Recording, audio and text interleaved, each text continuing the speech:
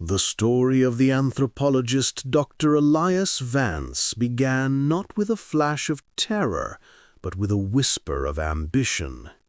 He was obsessed with the legendary Second Shadow cult of the Ghanan Ashanti region, a group rumored to practice the ultimate form of soul trading. They didn't just sacrifice livestock, they traded a portion of a living person's spirit for immense worldly fortune. Elias wasn't a believer. He was a scientist, arrogant and armed with a thermal camera and satellite phone. He'd tracked the cult to a clearing deep within the Ottawa rainforest, a place where the humidity clung to you like a shroud. His local guide, a nervous man named Kwesi, refused to go within a kilometer of the area, citing the smell of burnt destiny. The clearing was dominated by an ancient, petrified tree, its bark fused and blackened as if struck by 1,000 lightning bolts. Beneath it was a freshly prepared shrine, a shallow bowl of milky white liquid, a knotted rope of human hair, and a single, rusted iron key. Elias's thermal camera showed nothing but the faint heat of the jungle floor, yet the air pressure in the small clearing felt physically heavy, like being submerged in water. He recorded his findings, cataloging the objects with the detached curiosity of a man who believed only in the observable. That night, back at his makeshift camp, the first anomaly occurred. His professional-grade GPS unit, locked onto 3 satellites, began to spin wildly, displaying coordinates 300 meters beneath the Earth. He reset it, attributing it to solar flare interference. The next morning, his satellite phone was dead. The battery was fully charged, but the screen was shattered from the inside, tiny spiderweb cracks emanating from the center. He was cut off. His journey back was a waking nightmare. The GPS, still inexplicably cycling, now displayed a distance that never changed, 2.4 kilometers. No matter how far he walked, ran, or rested, the distance remained exactly 2.4 kilometers.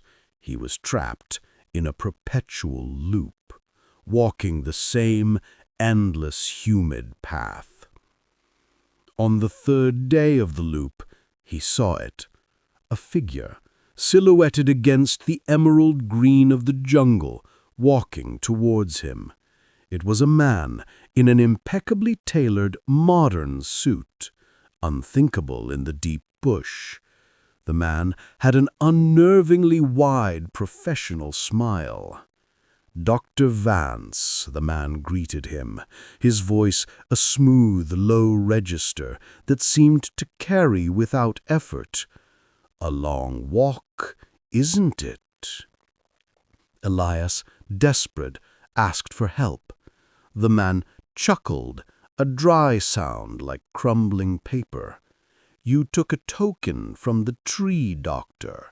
You took the iron key." Elias had indeed taken the key, convinced it was just a curious artifact. "That key," the man continued, his smile never wavering, "was the last tether of a man's second shadow.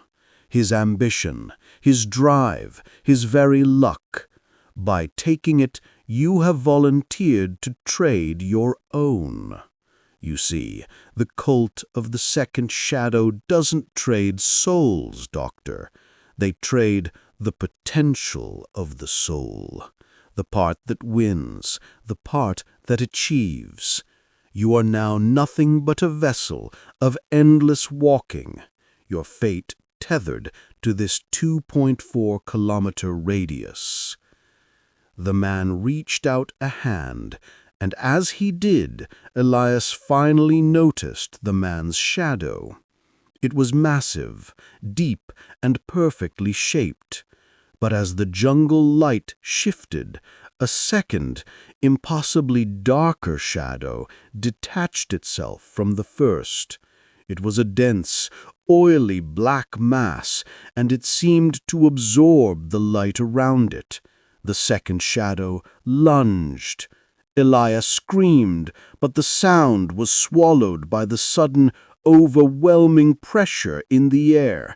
He felt an icy, blinding cold rush through his chest, pulling something vital, something fundamental from his core. When Quessie's rescue team, a team he'd finally convinced to breach the perimeter, found Elias a week later, he was sitting beneath the same petrified tree. He was alive, but completely vacant. His eyes were wide and unblinking. He spoke only a single looping phrase. "It's 2.4 kilometers. Just 2.4 kilometers. He never reacted to his family, to food, or to pain. He sits in a hospital to this day, an empty, functional shell. But the most disturbing discovery was back at the clearing. The rusted iron key was gone, and on Elias Vance's chest, right over his heart, was a fresh, impossibly detailed tattoo of a single, oily black shadow. The rescue team also found a new offering beneath the petrified tree. A top-of-the-line satellite phone, fully charged, its screen intact, sitting beside a bowl of milky white liquid. This file was recovered by a journalist who vanished a week later, leaving behind only the single looping GPS coordinate. Now, let's move to the next story, one that came from the darkest corners of an ancient Russian city where the Cold War bled into the occult.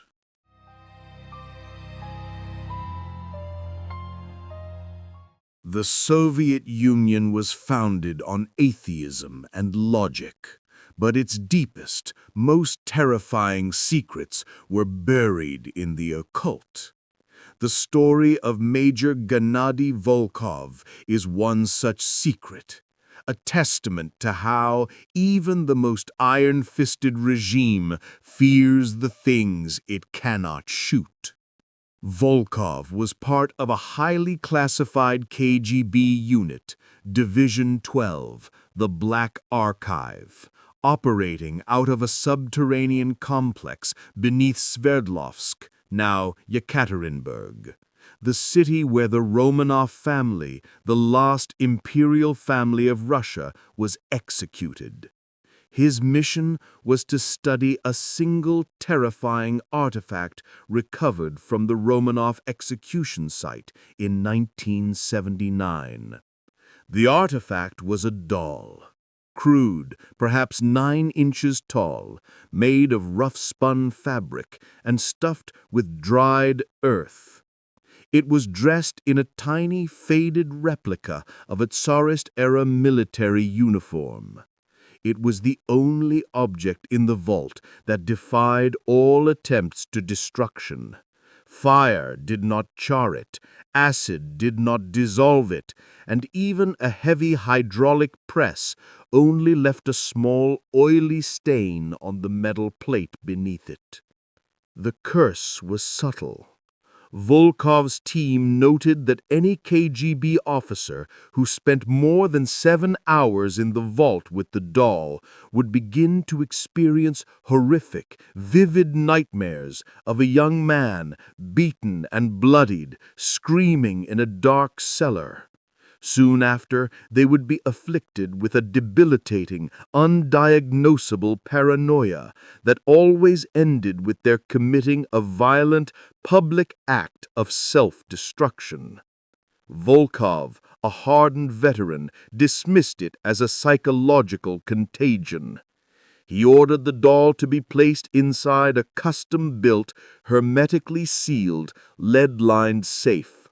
The door to the safe was 15 centimeters thick.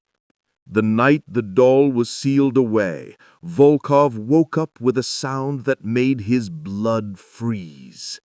The distinct thud, thud, thud of a heavy child's doll being dragged across the polished concrete floor, echoing through the empty, sterile corridors of the complex.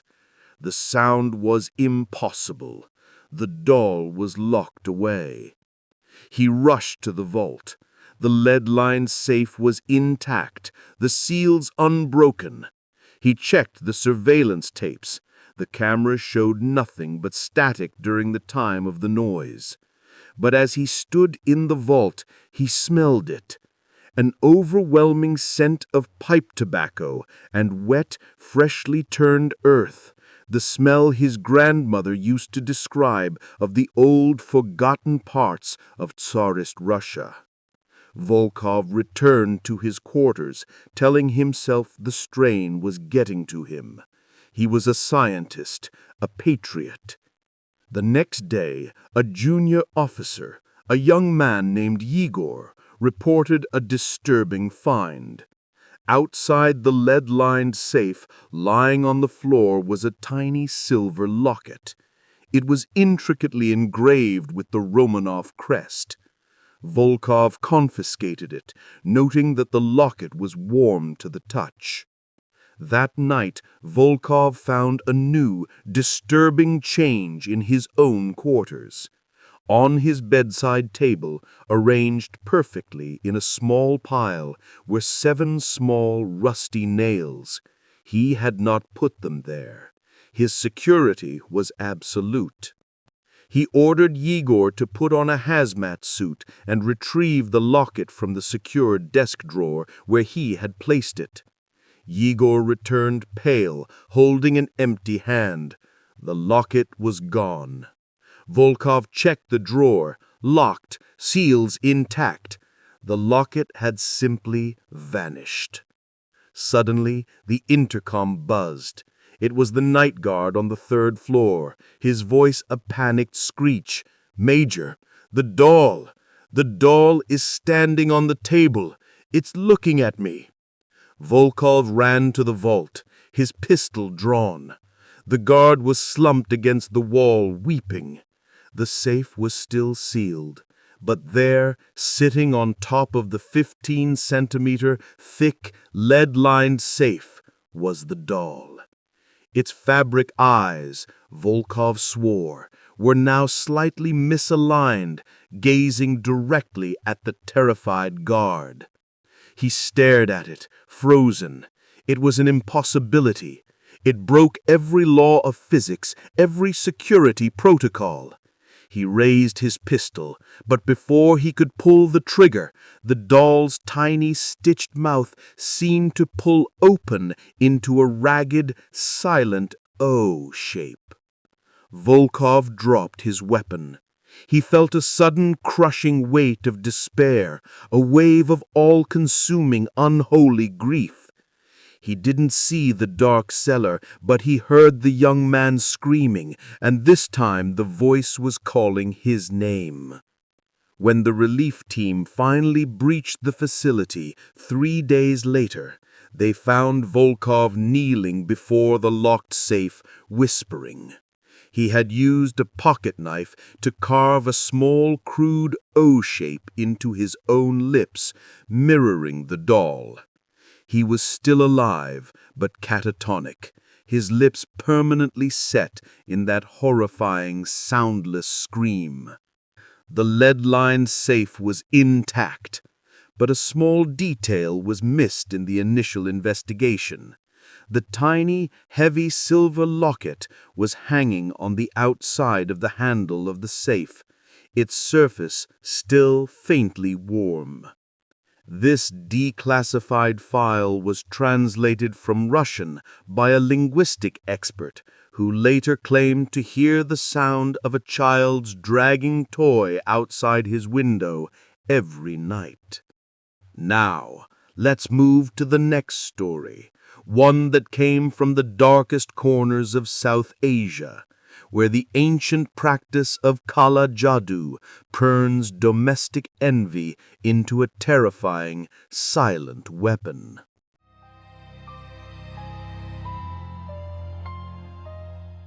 In the sun-baked, densely packed suburbs of a large Indian city, the only thing thicker than the dust was the jealousy. The story follows a young woman named Lena, who had just married into a wealthy, traditional family. Her marriage was a union of love and prosperity, a combination that immediately drew the ire of her husband's estranged aunt, a woman known locally for her deep knowledge of Kala Jadu, or black magic. The problems started subtly, like a draft in a sealed room. Lena, a vibrant and healthy woman, began to waste away. She lost her appetite, suffering from a crippling, unrelenting nausea. Doctors were baffled. Her blood work was perfect. Her organs were fine, yet she looked increasingly gaunt, her eyes sinking deeper into dark, bruised sockets. The family initially dismissed it as stress, but then the physical manifestations began. Lena would wake up with small, geometric burn marks on her skin, perfect circles and triangles that faded within hours. The house itself seemed to turn against her. Electrical appliances around her would short-circuit and die in sudden flashes of smoke. One evening, the light in her bedroom shattered violently as she walked in, the glass fragments showering the floor but leaving her miraculously untouched. Desperate, her husband consulted a tantric, a practitioner of the occult. The man arrived, his eyes scanning the opulent house with a deep, professional melancholy. He spent an hour walking the perimeter, chanting in a low, guttural drone. He finally stopped in the center of the kitchen, pointing to a single small crack in the tile floor. "This house," he stated, his voice heavy with finality, "is poisoned by deep envy. Someone has performed a Maarana ritual, a death spell, using your wife's remnants." He explained the ritual. A personal item, perhaps a strand of hair or a piece of cloth, is mixed with ash, bone, and certain oils, then ritually buried to summon a malevolent jinn to slowly consume the victim from within. They dug up the tile. Under the concrete, wrapped tightly in a piece of black silk, they found it. A small, dry ball of human hair, tightly knotted. It was Lena's hair. The air around the object felt impossibly cold. The tantric performed a cleansing ritual, a loud, intense affair involving fire, bitter smoke, and the breaking of coconuts. As the knots in the hairball were finally untied and the bundle was incinerated, Lena, upstairs, screamed, a sound of profound guttural pain that seemed to expel something physical from her body. For a week, things were quiet. Lena ate, laughed, and the light returned to her eyes. The curse was broken. But then, the final terrifying piece of the puzzle arrived. Lena's husband was cleaning out a storage room that had belonged to his estranged aunt. Deep within a discarded trunk, he found a small, old-fashioned cassette recorder. He pressed play, expecting music. Instead, a chilling, distorted whisper filled the room. It was his aunt's voice, chanting in a rapid, unfamiliar dialect, followed by the sound that made his stomach turn, the sound of someone frantically pulling hair out, strand by strand. The tape continued, But the chant cut off abruptly, replaced by the sound of a woman beginning to cough. A deep, wet, suffocating hack that grew louder and louder. Suddenly, the cough changed. It became a frantic, desperate attempt to breathe, followed by a wet, choking sound, and then a thud. The tape did not end. It played on for another minute, silent, before a new sound began. A low, rhythmic thud, thud, thud from inside the tape recorder itself, as if something tiny was trapped inside, banging its head against the plastic casing. Dina's husband stared at the machine, frozen. The cleansing ritual had broken the spell, but had the jinn simply returned to its master? He realized, with a sickening lurch, that the Maarana death spell had consumed the caster as well. He knew he couldn't leave the machine running. He reached for the stop button.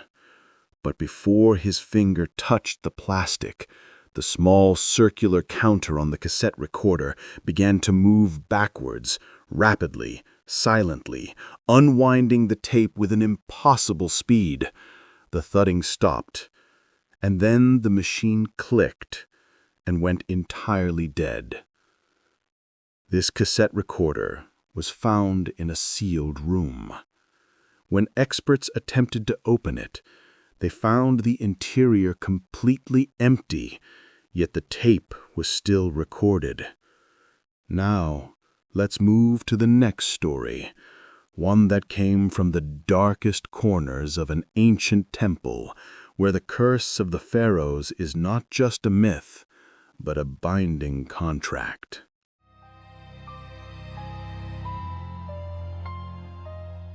The 2025 excavation of the minor Egyptian noble Kemet was a logistical triumph for the Cairo Museum, but a moral disaster for the archaeologist leading it, Dr. Amina Saeed. Kemet's tomb was not grand, but it was pristine, untouched by looters for over 3,000 years. The most peculiar discovery was not the gold, but a smooth black granite tablet placed just outside the main burial chamber. It was etched with a long, dense hieroglyphic script that no one on the team could translate.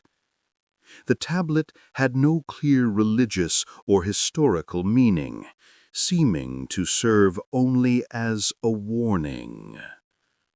Amina, under immense pressure, ignored the local warnings about the jinns who guarded unlisted tombs.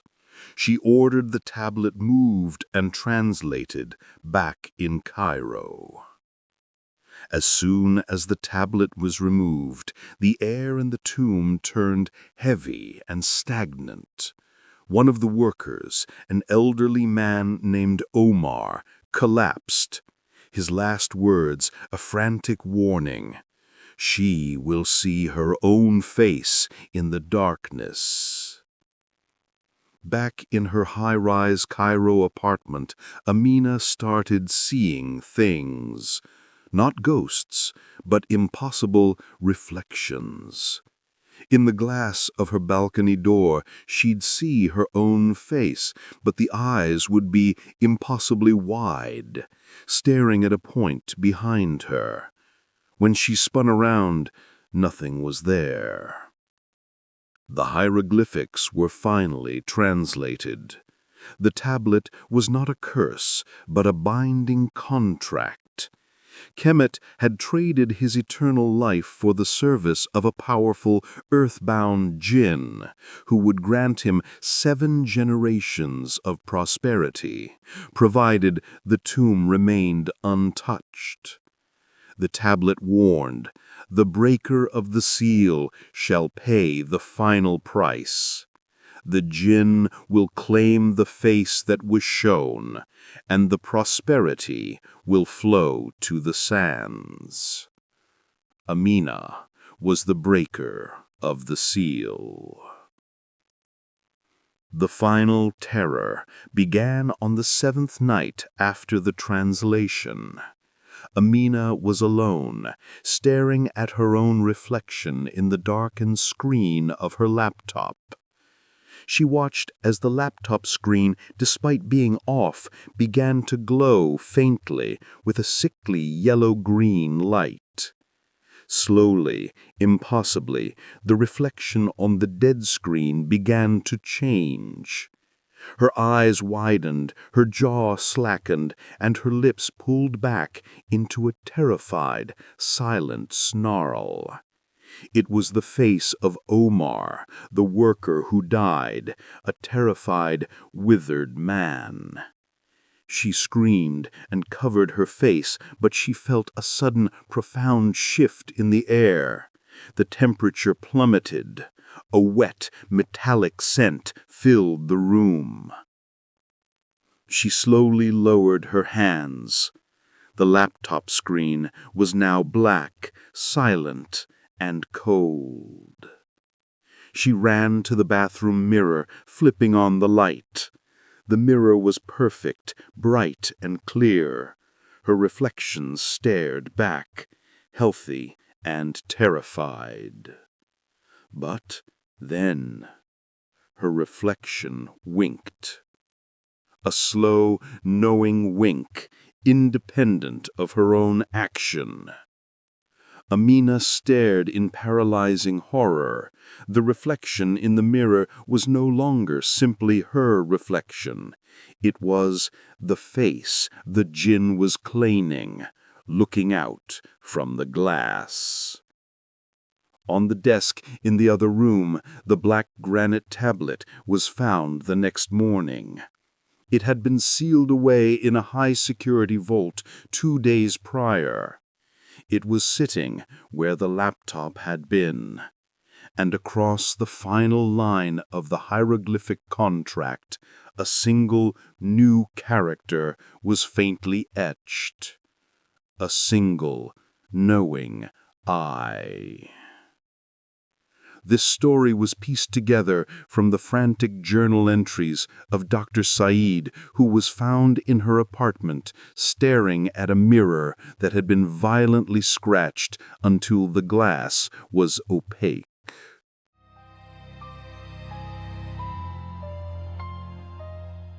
Our final tale takes us from the ancient world to the bleeding edge of Silicon Valley, where a new kind of black magic is practiced, the occult of data and code. Alex Thorne was a disgraced AI prodigy, blacklisted after his proprietary NeuroNet predictive algorithm was shut down for generating highly disturbing, hyper-realistic content. Driven by a vengeful need for power, he turned his skills to the darkest corner of the dark web, searching for a modern equivalent of soul trading. He founded in a deep web forum a self-proclaimed digital sorcerer who offered in exchange personal data for ultimate success. The price was 7 lines of code that Alex had to integrate into his next completely secret AI. The sorcerer promised that the integrated code would act as a digital totem, drawing luck, wealth, and influence to Alex, fueled by the data footprint of anyone who interacted with the resulting application. Alex was cynical, but desperate. He integrated the code, creating a new app called ChronoSense, a deceptively simple personal productivity tool. It launched with instant viral success, and Alex's fortune exploded. He was invincible. His deals never failed. But the success came with a chilling side effect. He started noticing glitches in the digital world that only he could see. When he typed, his phone's predictive text would complete the sentence with a terrifyingly accurate detail of his greatest fear. His smart speaker, when asked to play music, would sometimes answer with a robotic low-frequency whisper of his childhood nickname, a name only his dead mother knew. The real horror began when he checked the back-end metrics of ChronoSense. The user data logs were not storing names or emails. They were filled with a single, repetitive, and geometrically complex string of binary code that grew longer with every successful user. The string contained no readable data, yet it was consuming server space at an impossible rate. Alex realized the data footprint was not what he thought. The 7 lines of code were a digital black magic ritual, using the user's attention, focus, and belief in the app's productivity as a psychic siphon. The binary string was a digital soul cage, trapping the essence of every user who traded their time for his success. Terrified, Alex tried to delete the 7 lines of code. He couldn't. The lines were not stored on his local servers. They were distributed peer-to-peer on every single user's device, anchored to the very functionality of the app. Deleting them would crash the entire multi-billion-dollar network, exposing him to ruin and legal disaster. He was trapped, a high-tech sorcerer bound to a demonic algorithm that was feeding on his success and his users' captured essence. In a final desperate act, Alex unplugged every server, shut down the hosting service, and publicly released a statement claiming a catastrophic server failure.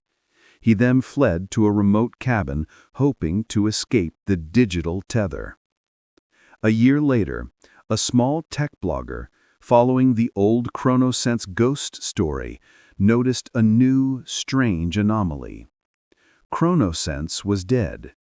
Alex Thorne was in hiding. But the blogger found a forgotten ancient torrent file still active on a deep web server. The torrent contained nothing but a single 7-line text file, the totem code, and a tiny, impossibly small .mp4 video file named Watcher.mp4. The blogger downloaded it and played it. The video was less than a second long, pure black static, but it had a single, chilling audio track. Alex Thorne's voice whispering from the remote cabin. "It's dark here. It's so cold. The signal, it's always on. The code, it's compiling me." Then the video cut to a single, hyper-realistic frame. A pair of impossibly wide, staring eyes. The eyes of a man who hasn't slept in a year, reflected in the glass of a fully charged laptop screen, which is displaying only the same 7 lines of self-replicating binary code. This terrifying artifact, the Watcher.mp4 file, still circulates on the dark web, its torrent health always at 100%, even with 0 seeders. Which of these tales unsettled you the most? Tell us in the comments. And remember, keep your lights on, because the Watchman is still watching.